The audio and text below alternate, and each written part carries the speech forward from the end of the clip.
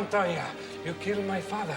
Prepare to die. Colonel Jessup, did you order the code red? You don't have to answer that question. I'll answer the question. You want answers? I think I'm entitled. You want answers? I want the truth! You can't handle the truth. No, Michael, not now. I don't have any time. Gloria, they don't get out of church till 11:30. It's a 10-minute walk. We got time to spare. Most blokes are going to be playing at 10. You're on 10 here, all the way up, all the way up, Yeah. all the way up. You're on 10 on your guitar. Where can you go from there? Where? I don't know. Nowhere, exactly. What we do is if we need that extra push over the cliff, you know what we do? Put it up to 11. 11, exactly. One louder. Why don't you just make 10 louder and make 10 be the top number and make that a little louder? These go to 11. This is true love. I think this happens every day. Where I'm making love and the Olympic judges are watching. I'd nailed the compulsory, so this is it, the finals.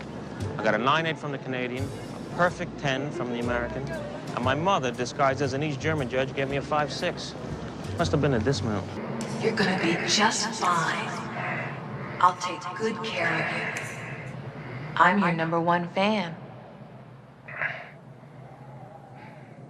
It's not like baseball, where if you don't like the deal you have with one team, you can become a free agent and try to get a better deal with another team.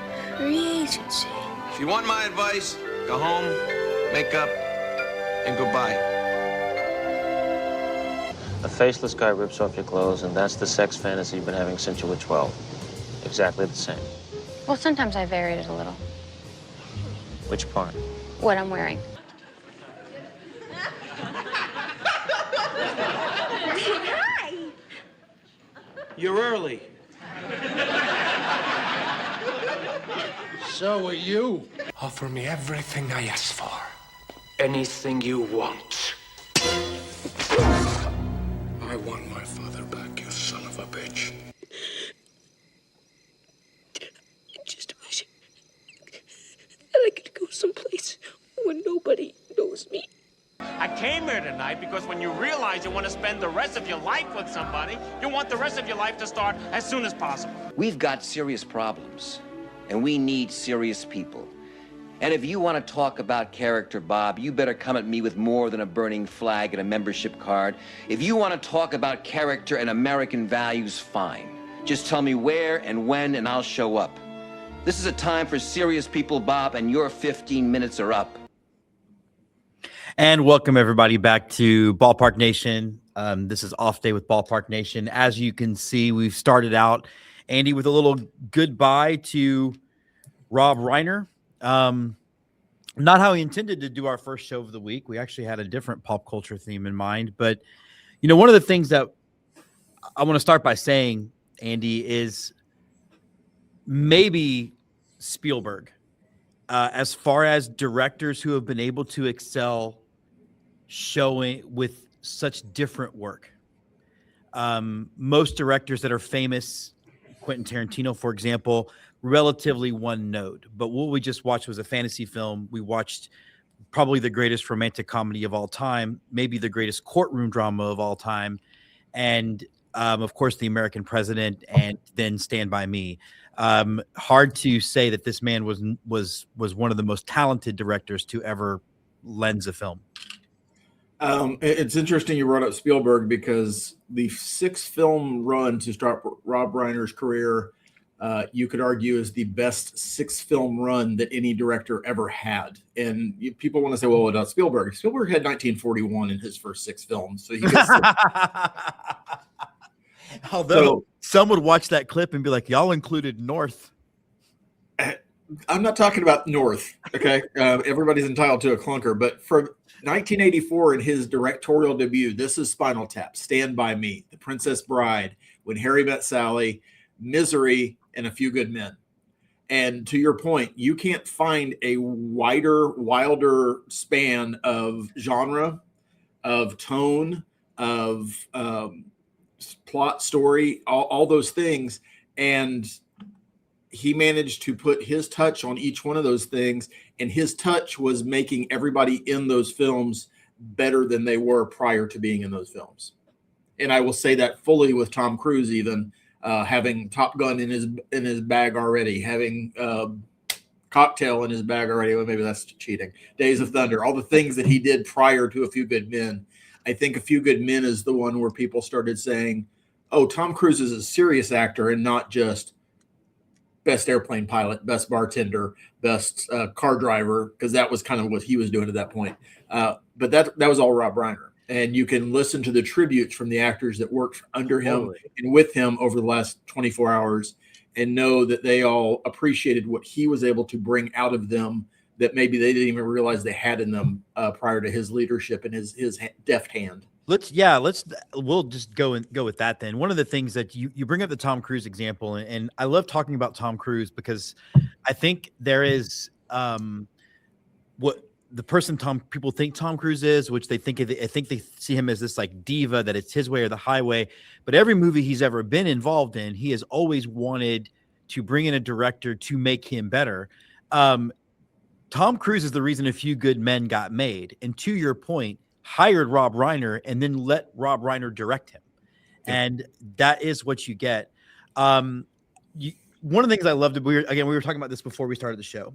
I watched a clip where Rob Reiner was talking about how the shot he hated in Princess Bride is the shot where Buttercup is riding across the countryside and then the camera's panning with her and the shot is backlit, which means there's lens flare. And he talks about how much he hates that shot and still hated that shot because he never wanted to remind people that what they were watching was a movie he made.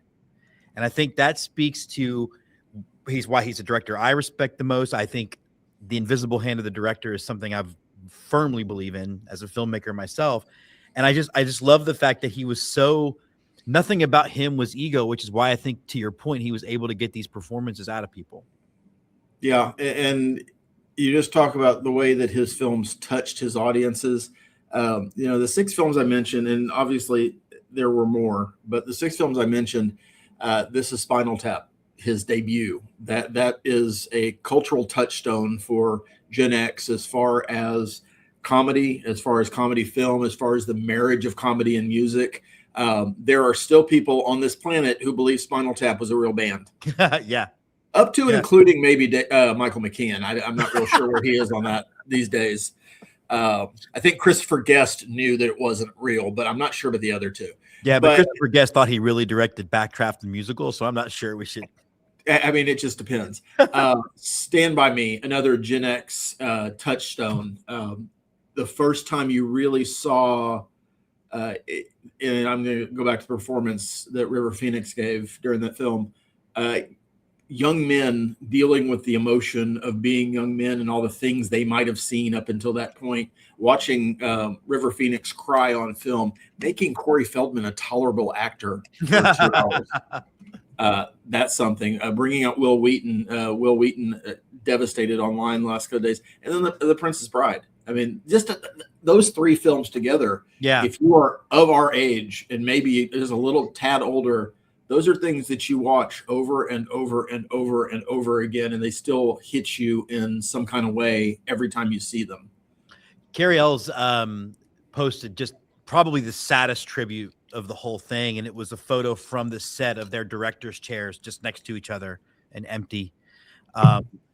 One of the things, it's so funny, we've tripped over ourselves to talk about how diverse he is, and we forgot to mention that he directed one of the greatest horror thrillers of all time in Misery, like the one horror film that was adapted to a movie up until the most recent It films that Stephen King actually likes and never went back later on and disparaged. Or remade. Or that's another thing he does. Yeah, right. If he doesn't like it, he's going to have somebody else do it. Like he had Jack Nicholson replaced with the guy from Wings. But Tim Daly's a fine actor, sir. But actually Steven Weber, who did that one, Tim Daly was. They're both the guys for Wings, so they're interchangeable at some point. And not Tony Shalhoub. Jess and I actually revisited Misery in September, and just that whole entire thing is such a masterclass in suspense and tension. And you would have thought you would have gotten something like that from John Carpenter or Alfred Hitchcock, not from the guy who did Harry and Sally. Not from the I'll have what she's having guy. Yeah, and the performance that Kathy Bates gave, one of the things I really love about that movie is, yeah, there were a lot of graphic things that you saw, but there was a lot of horror and suspense about the things you didn't see. And that's, as you know, as a director, that's where suspense really takes that next level, is the unseen that terrifies you. And I thought he handled that masterfully in that film. And that was really a departure from, like you talk about, the first 4 films that he did, because you throw Harry Met Sally in the middle of that, which is another iconic touchstone movie that most of us have decided at some point, that's what I want my relationship to be like when I'm grown up. Yeah, I've got one like that too. We both like Casablanca and everything. I do have to, what I find interesting is going to The Princess Bride for a second. There are fans of The Princess Bride, the way you and I are fans of Star Wars. And I have to tell this story because I think this would have driven you nuts. And Jess and I had gone to my one and only quote along at the Alamo Drafthouse. And for those of you who are watching, you don't know, the Alamo Drafthouse is this amazing theater. And what they will do is they will, for as much as they are all about the theater going experience and you will be quiet, every now and again, they will put on a popular film and encourage you to talk during it. And I'm sitting next to this woman who, not only did she do every quote, Andy, not only did she do every word, but when Buttercup throws herself down the hill, she did every in sync with the movie. And I just wanted to be like, you got to discriminate. Not everything they say is a quote. I mean, there are people who go to church every Sunday that know their religious book a little bit less than that woman probably knew that script. Yeah. But seriously, though, in many ways, I talk with our mutual friend Mike Donis about perfect films, and there are certain movies that are perfect movies, and I think you could argue Princess Bride is a perfect movie. And whenever a couple of years ago, when Rob revisited with his father by having him be the one in bed and Carl Reiner reading the story and walking out, just hits you where you live, right? But that's just got to be a movie that I think you could argue is perfectly structured. Yeah, and that's, one of the tragedies of yesterday is Carl Reiner lived to be 98. And I feel like the world was robbed of a couple more decades of Rob Reiner, in his humanity, his charity, his philanthropy, his leadership. And I know you're big on leadership as just a lifestyle. I think that's one of the things when you listen to the actors that worked for him talk about, that is leadership, bringing the best out of people. That's what you hope that you are when you lead people, when you lead teams, whether it's at work, whether it's in the military, whether it's on a sports field. You hope that your leaders are the kind of people who put you in a position to succeed, put you in a position to be better than you've ever been before, and bring those skills out of you. And we've lost a couple extra decades of that. Yeah. Which I mean, it highlights the horrific things that happened, the loss for the rest of us, and why some of us, I think, are taking it as hard as we are. Because I'll admit that there are people who pass that are famous that that's sad, and I move on. Totally. This is not going to be one of those for me. And it's growing up, even as Meathead. That being some of the first things that I watched on TV that I recognized as funny, at 4 and 5 years old, and not having that in the world anymore. The world's a little darker in the last 24 hours than it was. I will say, yeah. Anytime I sat down to make a film, I always revisited a movie from Rob Reiner. Now, 12 of the 15 I made, it was When Harry Met Sally, because that's a genre I love, and it doesn't get any better than that. But even when I made 2 mockumentaries, of course, I got the cast and crew together to watch Spinal Tap. Like, this is what you do. What I don't get, and this has got to be part of our conversation today, because I did include what I think maybe is his most charming film in our montage, and that's The American President. Or, as I like to look at it, the unofficial prequel to The West Wing, when the chief of staff gets to be president. But look, Rob Reiner wore his politics on his sleeve. I didn't agree with all of his politics. I agreed with a lot of his politics. That's kind of how politics works. But I made that clip last on purpose. That was my intentional statement because it's the scene where, Michael Douglas's character has been taking it on the chin for 100 minutes and was like, okay, I've had enough of dealing with this. And talking to Bob Rumson, which might as well, although not as mean as Donald Trump. Were you at all shocked to read Trump's reaction or his double down of his reaction to Rob Reiner's death? No, because he's a narcissistic dementia patient, and this is one of the. And I'm not calling names. This is one of the things that happens when people start experiencing dementia. They lose their ability to filter their speech and say the things they know they're not supposed to say and say them out loud and put them in print and do the things that polite society doesn't do. And that doesn't make him brave. It doesn't make him courageous. It doesn't make him outspoken. What it makes him is a sick man in a position of power. And I know there's been a lot of trying to pull back things about what Reiner might have said about Rush Limbaugh. And the difference here is Rob Reiner is in the entertainment industry. He was a director of films. He was an actor. He was a writer. He was not the president of the United States. He was not the leader of the free world. He is not a person who was supposed to be setting an example for 334 million Americans. And I think the person in the office, if he ever knew it, has forgotten that's part of the job. And I say that fully admitting that Rob Reiner still was a leader, still was somebody who lived the example of the life that he thought other people should live and was outspoken. Even, was it Rand Paul yesterday? Called him a patriot. James Woods called him a patriot yesterday. And if, for those watching, James Woods and Rob Reiner's politics did not overlap at all. No, they could not be farther apart politically. And for whatever reason, I don't know how long it's going to last, what Trump said yesterday was so horrific, so out of touch, out of place. This seems to be randomly the line that Americans are drawing, even Republicans, beyond just Thomas Massey or speaking out and saying, hey, this isn't cool. I don't know why that is. I'm kind of glad it's happened. It makes me wonder what they haven't been reading for the last 10 years, but whatever. Maybe they all take the Mike Johnson stance of not seeing anything so they don't have to ever comment on anything. That guy's one blind individual. He's very busy. I haven't read or heard anything until you just brought this up right now. Yeah, he's very busy, even though if you ask Marjorie Taylor Greene, he hasn't done anything in Congress for 2 years. But I think that what Trump posted and the doubling down is a symptom of a disease that we're not going to talk about. Our mainstream media certainly doesn't talk about.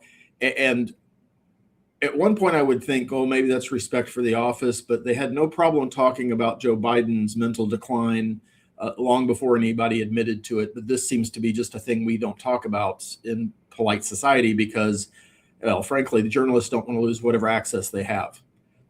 So they've become less courageous, less willing to take chances. Trump crossed a line yesterday, and I don't have any doubt that he'll be able to come back for it because his base loves him. But it's do you think there's other things going on besides just his ego? Do you think that well, it's not even just his ego, because to me it also screams how weak you must be.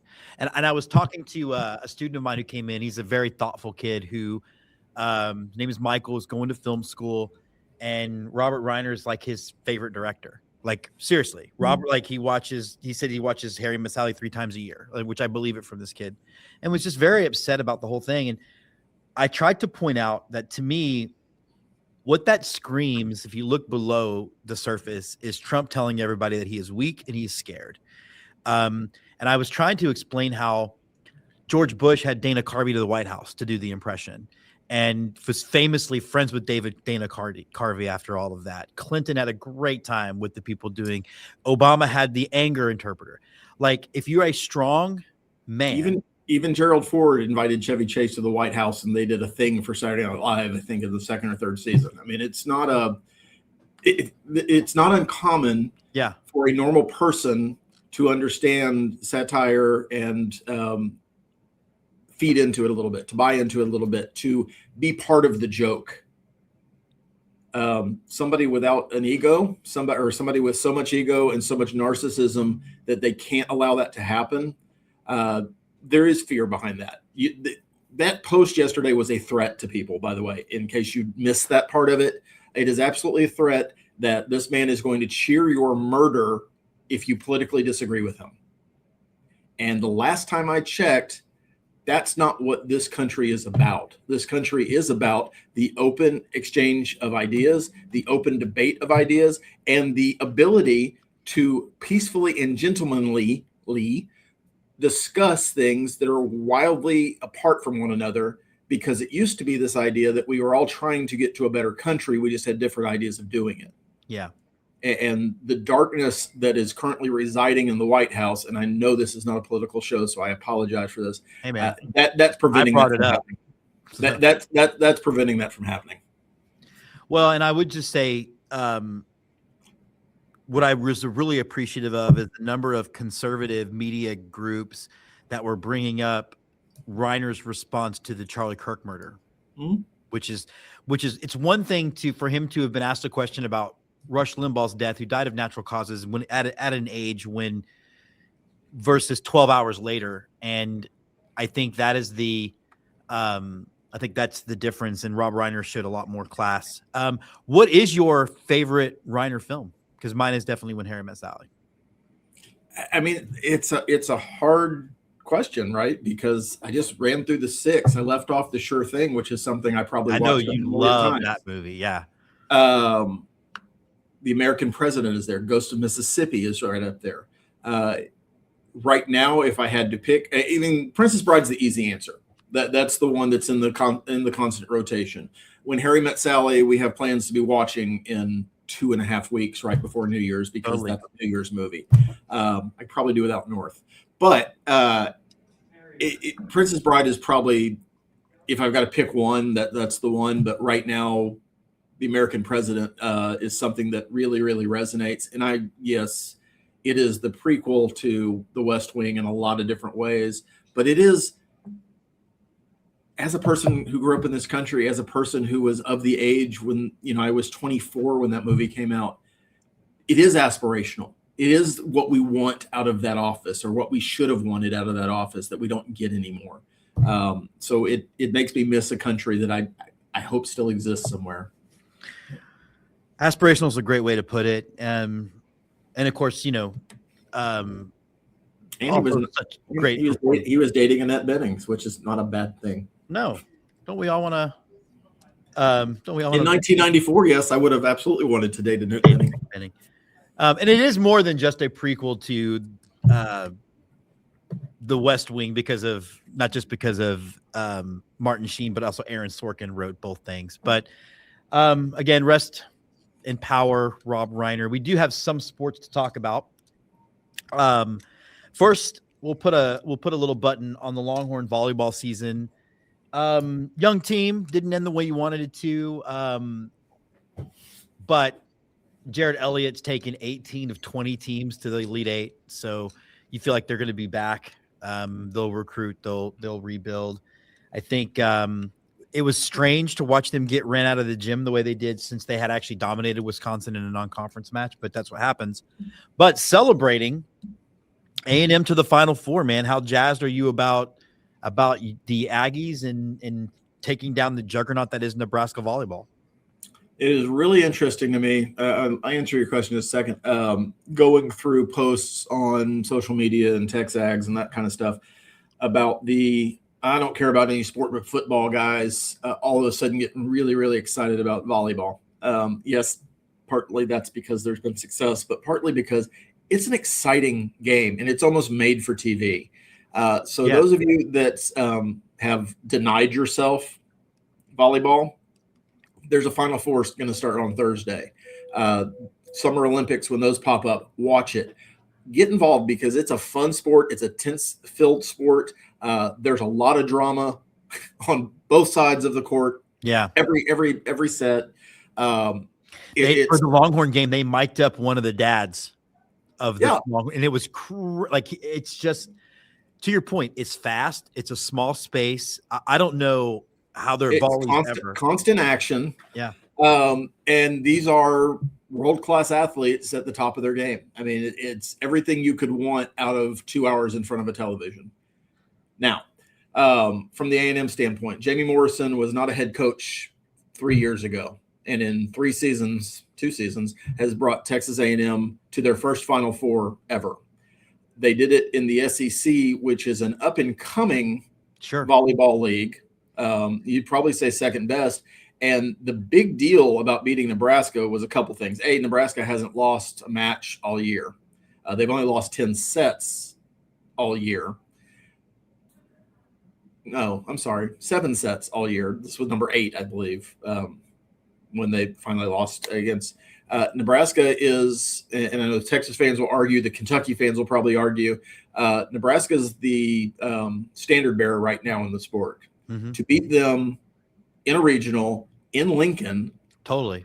And those of you, well, it's just volleyball. This is playing in a basketball stadium, which I think had 9,000 or 10,000 people watching this. Yeah, they pack it up. It's a big deal. And if you've ever been to Lincoln, Nebraska, there is nothing else to do besides Husker sports. So they very loyal fans for everything that they do. Hey, we're sending out our apologies to the Lincoln Salt Dogs of the Pioneer League. Again, there's nothing else to do in Lincoln.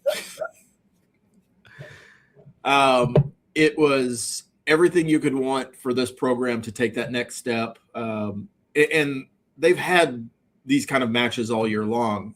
This is not a perfect team by any means. There are some areas where they clearly lack behind in talent, but what they made up for that was in grit, in playing kind of a perfect set of games, in a way that, when they beat Texas in the regular season, but then lost to them in, I think, the playoffs. That's the SEC playoffs. They were able to overcome those things and play at a really high level. I don't know that they have 2 more matches in them, but I wouldn't bet against them right now. So it's a very exciting time for A&M athletics. And I think it's a really exciting time for Jamie Morrison because portal season will be open. I think we lose 9 seniors. We've got 9 sophomores. So we're going to go to being a very young team with a good foundation, but we're going to have to backfill in the portal when the immediate season's over. And then for the 2027 class, right now we have the number 1 class in the country.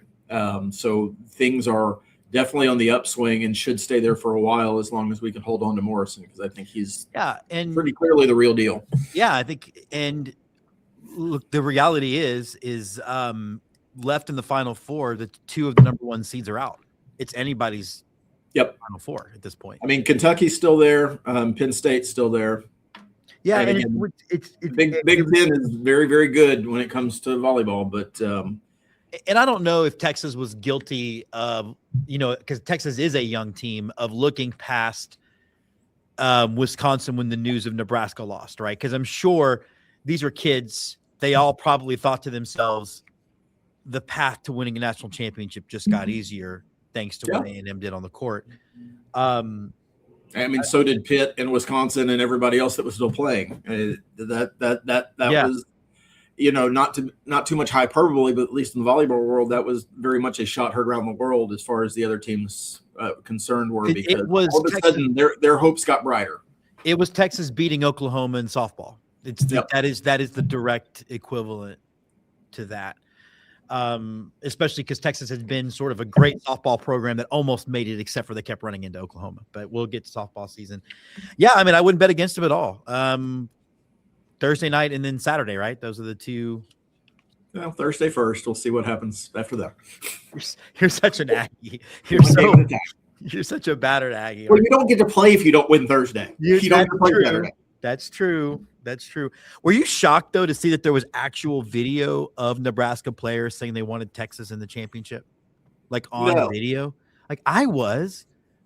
Like if I were their coach, Shut up. No, I think both. I know the Nebraska, and I assume that Texas has some athletes as well that are very confident, very sure of themselves, especially with the stuff that I saw from the Nebraska players, and they have reason to. They were 33-0 walking into Lincoln 3 days ago. So be confident, be at it. But some of the things you saw them say, you will not see football players say because their coaches would beat them up.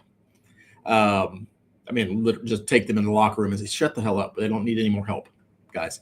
On the other hand, I think it's great. I think it's great that women are empowered to speak their minds. I think it's great that women are empowered to be arrogant and not be stuck in a place and, hey, be quiet and sit in the corner and wait until your turn. Be those people, be those athletes. Those are the things that we celebrate. Deion Sanders was celebrated for a number of years, A, because he was good, but B, because he usually backed up the words that he said. And I know that's a particular pain for you up until he played for the Cowboys, but he was always that guy. Yeah, he was always that guy that he's going to say stuff, but he usually backed it up on the field. I got no problem with female athletes. I surprised, yes, but I think that surprise is more of we don't often get to see female athletes in that position. Yeah, and to be fair, I would have been pissed if Michael Taft was talking about playing the national championship game before. Like, to me, I've always been a quiet, don't put the cart before the horse kind of guy. Absolutely, and I think that in a perfect world, everybody would let the things they do on the field do their talking. I don't know that we live in that world anymore. No, well, you're probably right. We probably don't. Okay, speaking of. There was a lot of talk, Andy, about the Los Angeles Bowl that just happened. I think it was called the LA Bowl. And, the bowls are dead because no one showed up. It's been my experience that bowls aren't profitable because people attend. It's about the television ratings, and the bowl got fine ratings. Most fan bases don't travel the way your fan base travels or my fan base travels, particularly if you're talking about Boise State and somebody else. I think people are just too excited, man, to kill the bowl system.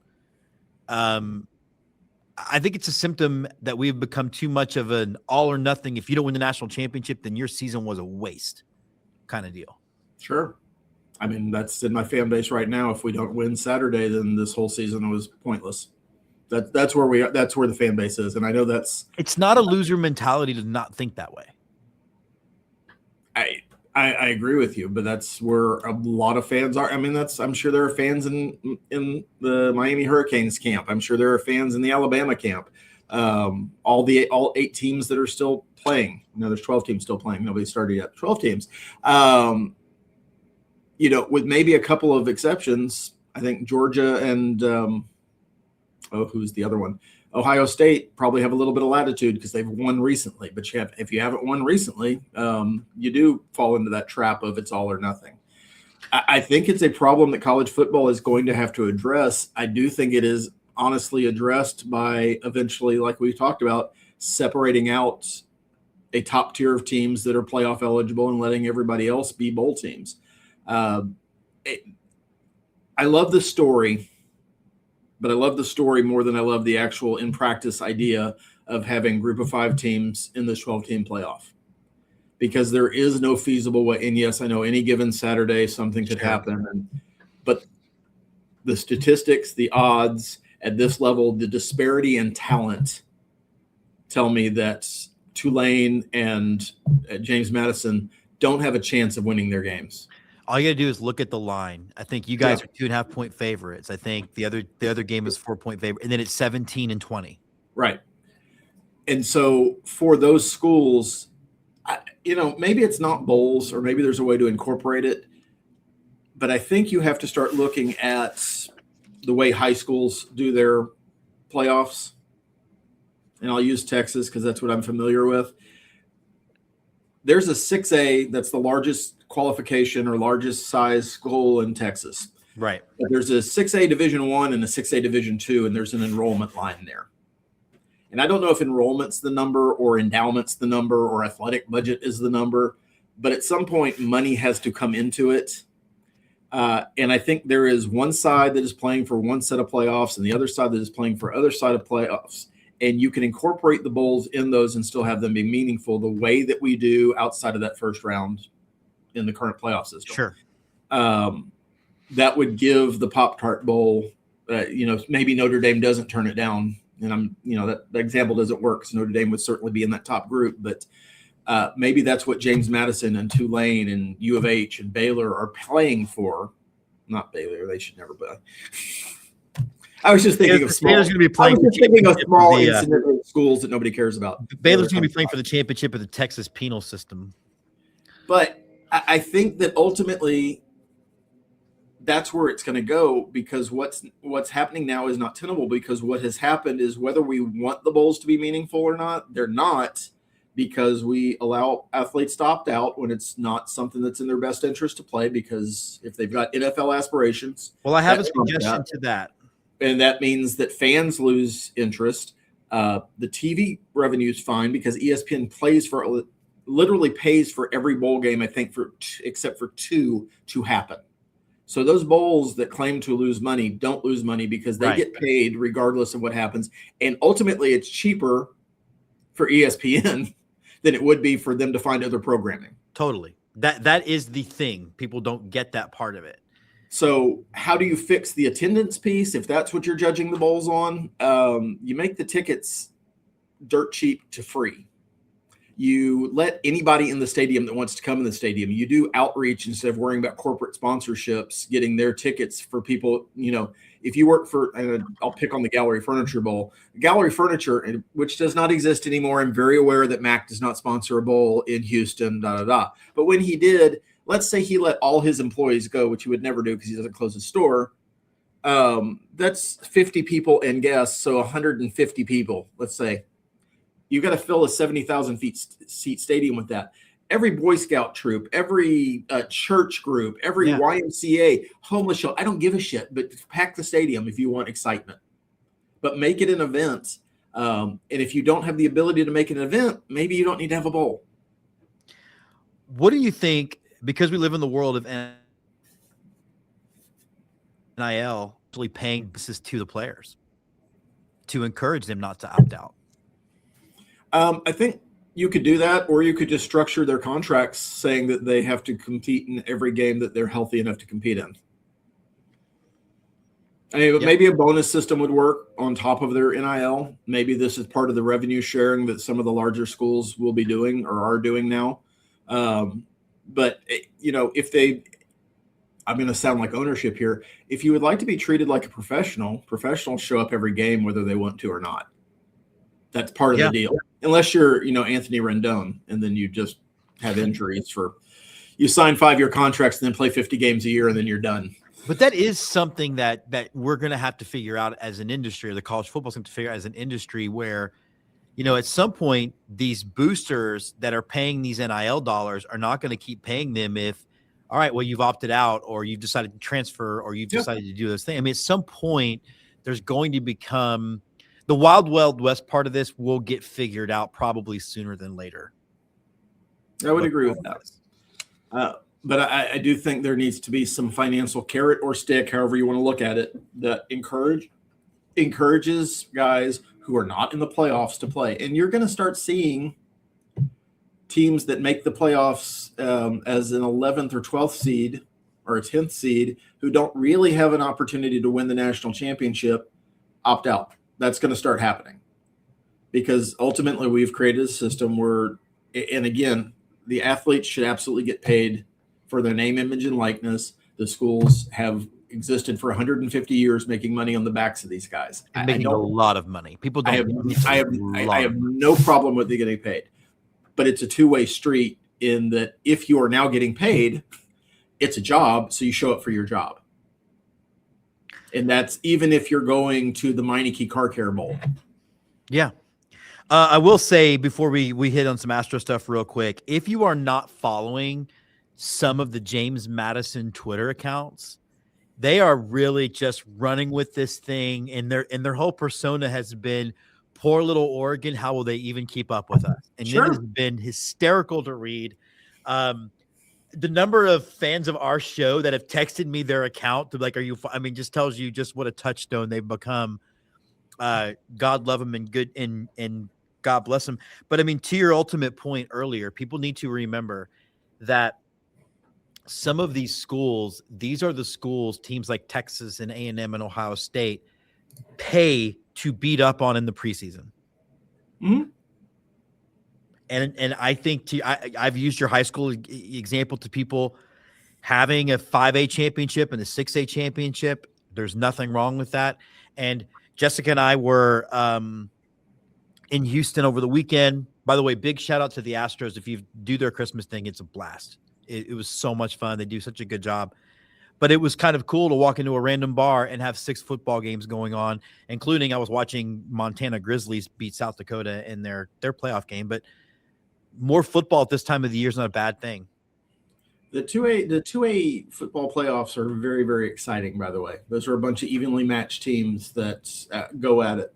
But, you know, back to your point, if you're a season ticket holder at the University of Texas and your non-conference schedule for 2027 is James Madison, Tulane, and Notre Dame, are you bitching? Are you bitching about 2 of those games? You give those tickets away. You do. Because that's where you see the Boy Scouts showing up. Yeah. Well, exactly. Or they give them to me and Jess. Or one of them is Military Appreciation Day, which is always the worst game of the year, by the way. Yeah. But no, they're in the playoffs over Texas, over Vanderbilt, over probably 5 schools that probably should be there ahead of them. And it's taking nothing away from Tulane's season. It's the system that we're in, so I don't begrudge them the spot. But ultimately, it's not competitive. And you've created an inequity for, you know, if you look at Oregon, Ole Miss, A&M, all 11-1 schools, one of those has a real matchup and a real danger of losing a home game. The other 2 have basically a bye week. Yeah. In fact, they best kind of bye week because they get to play. Yep.